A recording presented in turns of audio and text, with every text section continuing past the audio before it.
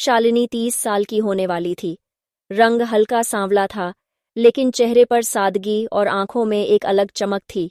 फिर भी हर बार जब कोई लड़का उसे देखने आता तो कुछ मिनट की बातें होती और बाद में वही जवाब हम सोचकर बताएंगे। इसके बाद कभी कोई फोन नहीं आता। 10 से ज्यादा रिश्ते इसी तरह टूट चुके थे। धीरे धीरे शालिनी का आत्मविश्वास भी टूटने लगा। उसे लगने लगा कि शायद उसके रंग या सादे स्वभाव की वजह से कोई उसे पसंद नहीं करता।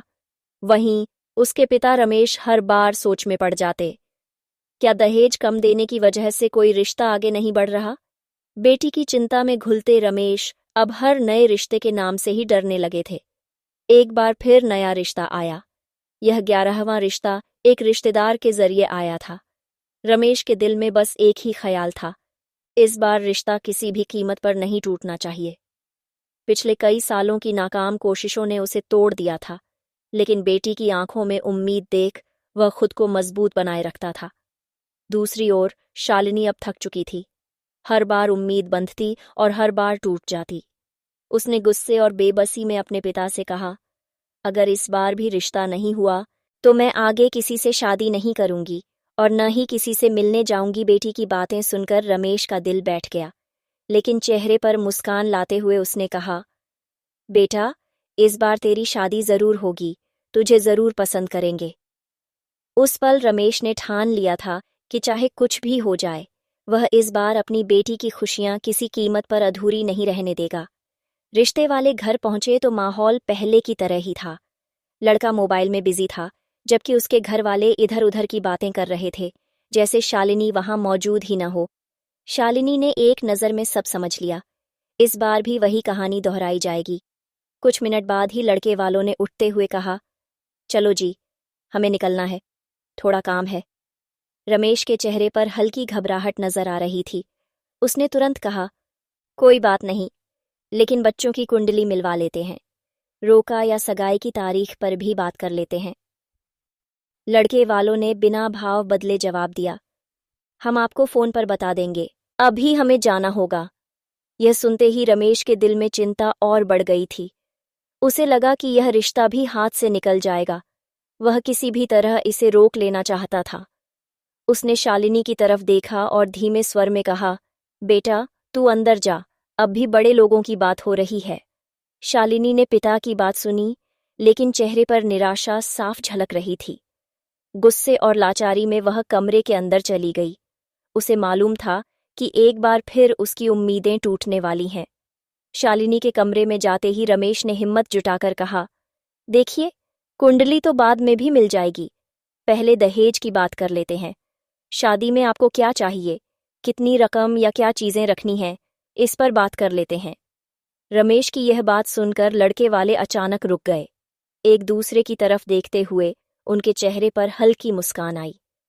उन्हें एहसास हो गया था कि यह परिवार रिश्ता किसी भी कीमत पर पक्का करना चाहता है और शायद उन्हें यहां से अपनी मनचाही कीमत मिल सकती है। लड़के वालों ने हल्की मुस्कान के साथ कहा, देखिए, हम तो दहेज के खिलाफ हैं, लेकिन जो भी देंगे वो आपकी बेटी की खुशी के लिए ही तो होगा। वैसे बेटे का ऑफिस थोड़ा दूर है, बाइक से आने जाने में दिक्कत होती है। अगर आप एक गाड़ी दे देते हैं तो अच्छा रहेगा, आपकी बेटी को भी मायके आने में आसानी होगी। गाड़ी का नाम सुनते ही रमेश के चेहरे का रंग उड़ गया। दिल भारी हो गया, लेकिन उसने खुद को संभालते हुए धीरे से कहा, हाँ जी, गाड़ी तो आज के समय में जरूरत बन गई है। इतना सुनते ही लड़के ने बिना झिझक कहा, मुझे 12 लाख वाली गाड़ी चाहिए। आखिर गाड़ी रोज रोज थोड़ी खरीदी जाती है। उसकी मां ने भी बिना हिचक के बेटे की बात को आगे बढ़ाते हुए कहा, हाँ, बेटे की पसंद की गाड़ी होगी तो अच्छा रहेगा, आखिर उसे ही चलानी है। रमेश ने चेहरे पर बनावटी मुस्कान साफ नजर आ रही थी। उधर शालिनी की मां और बहन चुपचाप बस सुन रही थीं। रमेश ने भारी मन से कहा, हाँ जी, बिल्कुल, जैसा आप ठीक समझें। बात यहीं खत्म होती, उससे पहले ही लड़के की मां फिर बोली, बाकी तो लड़की के गहने कपड़े, लड़के की सोने की चेन अंगूठी तो आप देंगे ही, साथ में घर के जरूरी सामान जैसे फ्रिज, एसी, बेड, ये सब तो आम बात है, हर बेटी लेकर ही आती है, इस पर तो बात करने की जरूरत ही नहीं है। रमेश कुछ पल के लिए बिल्कुल चुप हो गया। 12 लाख की गाड़ी के बाद इतना सब कैसे देगा, यह सोचकर उसका दिल डूबने लगा था। लेकिन फिर भी उसने हिम्मत जुटाई और मुस्कुराते हुए कहा, हाँ जी, सब हो जाएगा, जैसा आप कहें। ऐसा लग रहा था जैसे उसके पास इन बातों के सिवा और कोई शब्द ही नहीं है। उसने लड़के वालों की किसी भी बात को नकारा नहीं था। उसके इतना कहते ही लड़के वालों के चेहरे खिल उठे। सबने खड़े होकर कहा, बधाई हो, रिश्ता तो पक्का हो ही गया था। हम फोन पर आपको बता ही देते, लेकिन चलो ये बात हम यही कर देते हैं। बाहर से आती बधाई की आवाजें सुनकर शालिनी कमरे से बाहर आ गई। उसकी आंखों में उम्मीद की हल्की चमक थी। लड़के की मां ने मुस्कुराकर कहा, आओ शालिनी, अब तुम हमारे घर की बहू बनने वाली हो, मुंह तो मिठा कर लो। यह सुनकर शालिनी के चेहरे पर पहली बार सच्ची खुशी दिखाई दी थी। वह मुस्कुरा रही थी, लेकिन कोई नहीं जानता था कि उस मुस्कान के पीछे उसके पिता की टूटी हुई सांसें और भारी दिल छिपा था। लेकिन बेटी को मुस्कुराते देख वह अपना सारा दर्द जैसे भूल गया था। शालिनी के चेहरे पर मासूम खुशी थी। उसने मिठाई उठाई, सबको खिलाया, और उसके चेहरे की मुस्कान में किसी को भी यह एहसास नहीं हुआ कि उसके पिता के दिल पर अब भी कितने बोझ हैं। सब लोग चले गए। घर के दरवाजे बंद होते ही रमेश की मुस्कान भी फीकी पड़ गई। शालिनी खुशी खुशी अपने कमरे में कपड़े बदलने चली गई। दूसरी तरफ उसके पिता ने कुर्सी पर बैठते ही गहरी सांस ली। सुमित्रा समझ चुकी थी, यह सब मांग पूरी करना उनके बजट में नहीं था। उसने धीरे से पूछा, क्या हुई जी, हम कैसे करेंगे ये सब? रमेश बोला, सविता उन्होंने गाड़ी मांगी है, वो भी 12 लाख की। साथ में गहने, फर्नीचर, चेन और अंगूठी से सब भी देना है। अब मैं सोच रहा हूं, कहाँ से लाऊंगा इतना सब? सुमित्रा के चेहरे पर चिंता की लकीरें उभर आईं। उसने दुखी मन से कहा, इतना सब तो हमारी औकात से बाहर है। अगर ये रिश्ता टूटा तो शालिनी भी टूट जाएगी। आपने देखा ना वो कितना ज्यादा खुश है। रमेश कुछ पल चुप रहा। उसे याद आया कैसे शालिनी बचपन से अपनी हर छोटी इच्छा भी पूछ कर रखती थी, ताकि घर पर बोझ न बने। उसने कभी एक सामान भी बिना पूछे नहीं खरीदा था। उसने अपनी पत्नी से कहा, मेरी बेटी तो हमेशा मेरे हालात समझती रही, पर अब उसके लिए मुझे ही कुछ करना होगा। रात भर रमेश जागता रहा। उसने पन्ने पन्ने जोड़कर खर्च का हिसाब लगाया। सेविंग्स, फिक्स्ड डिपॉजिट और थोड़ा कर्ज जोड़कर भी शादी करना मुश्किल हो रहा है। लेकिन मन में केवल एक ही बात चल रही थी कि शालिनी खुश रहेगी। सावित्री ने कहा, चलो अब सो जाओ, कल देखते हैं ये सब। यह बोलते हुए दोनों सो गए। अगले दिन शालिनी आई और बोली, पापा, आप इतने चुप क्यों हैं? रिश्ता पक्का हुआ, खुश तो रहिए। रमेश ने मुस्कुराने की कोशिश की। हाँ बेटा, बस थोड़ा काम का तनाव है। शालिनी ने प्यार से उनका हाथ थामा। आप चिंता मत कीजिए पापा, सब अच्छा होगा। रमेश ने सिर हिलाया, लेकिन उसके भीतर एक डर था। क्या सच में सब अच्छा होगा? वो नहीं जानता था कि जो रिश्ता दहेज की नींव पर टिका है वो कब तक टिक पाएगा, लेकिन बेटी की खुशी के लिए वह सब कुछ करने को तैयार था। 3 से 4 दिन बीतने के बाद शादी की तारीख पक्की करने के लिए लड़के वालों का सामने से फोन आया था। ऐसा पहली बार था जब लड़के वाले खुद सामने से फोन कर रहे थे। इस बात से रमेश खुश तो था, लेकिन दहेज का जुगाड़ करना उसके लिए मुश्किल हो रहा था। अब उसके पास घर बेचने के सिवा और कोई चारा नहीं था। उसने सावित्री से कहा, यह घर बेचना पड़ेगा, तभी हम शालिनी की शादी करवा पाएंगे। सावित्री ने कहा, सुनिए जी, हमारी एक और बेटी है, सब शालिनी पर लगा देंगे तो इसकी शादी में क्या करेंगे? रमेश ने कहा, अभी हमें अपनी एक बेटी की चिंता करने की जरूरत है। रिया अभी 20 साल की है, उसकी शादी में अभी 10 साल है। भगवान का आशीर्वाद रहा तो हम कुछ कर लेंगे, उसकी भी शादी हो जाएगी। ये बोलते हुए उसने कहा, आज ही मैं घर बेचने की बात पड़ोस के ठेकेदार से करता हूं। सावित्री नहीं चाहती थी, लेकिन शालिनी की खुशी के लिए उसे यह मानना पड़ा था। देखते ही देखते शादी की तारीख पक्की हो गई थी और बेटी की शॉपिंग भी शुरू हो गई थी। रमेश ने घर बेचने के लिए ग्राहक भी खोज लिया था। अब बस शालिनी की शादी होने के बाद घर बेचने का बात पक्की हुई थी। शालिनी अपनी शादी की हर बात से अनजान थी। उसने नहीं पता था कि दहेज में इतना कुछ मांगा गया है। वह बस अपनी शादी से खुश थी। 10 बार रिजेक्ट होने के बाद अब उसके मन में उम्मीद जगी थी। वह बहुत खुश थी। रमेश ने बेटी के दहेज के लिए सारी तैयारियां कर ली थीं। दहेज की सारी चीजें शालिनी को भी नजर आ रही थीं। उसे सब ठीक लग रहा था, क्योंकि इतना सामान तो उसके परिवार वालों को किसी भी शादी में देना ही पड़ता। लेकिन 12 लाख की गाड़ी वाली बात से अभी भी शालिनी अनजान थी। उसके पिता ने भी तय किया था कि गाड़ी शादी वाले दिन ही आएगी। आखिर शादी का दिन भी आ गया।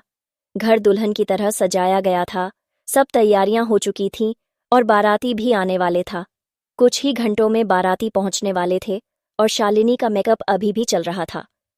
तभी बाहर से आवाज आई, अरे कितनी सुंदर गाड़ी शालिनी को दहेज में मिल रही है।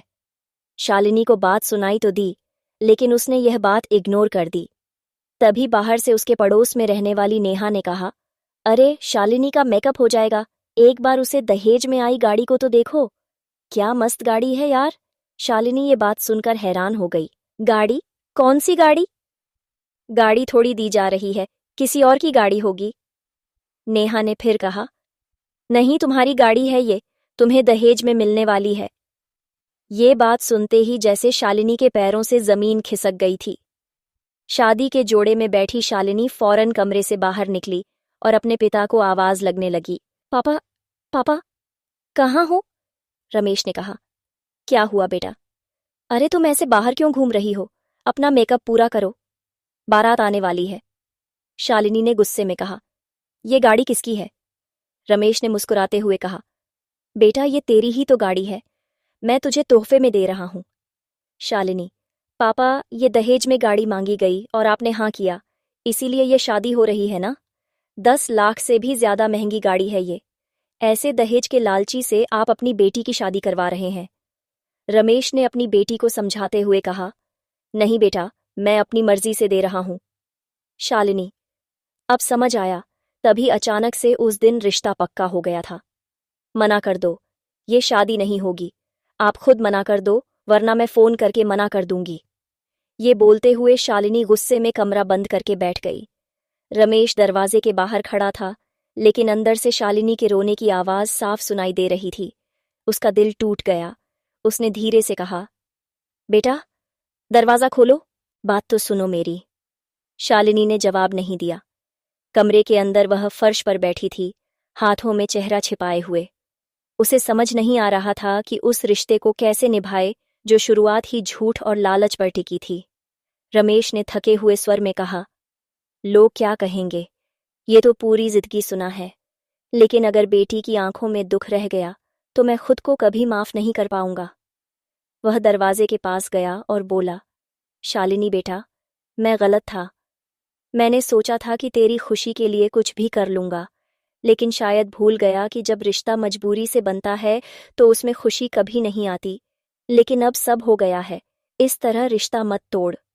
शालिनी कमरे से बाहर आई और उसकी आंखें रोने से लाल थीं।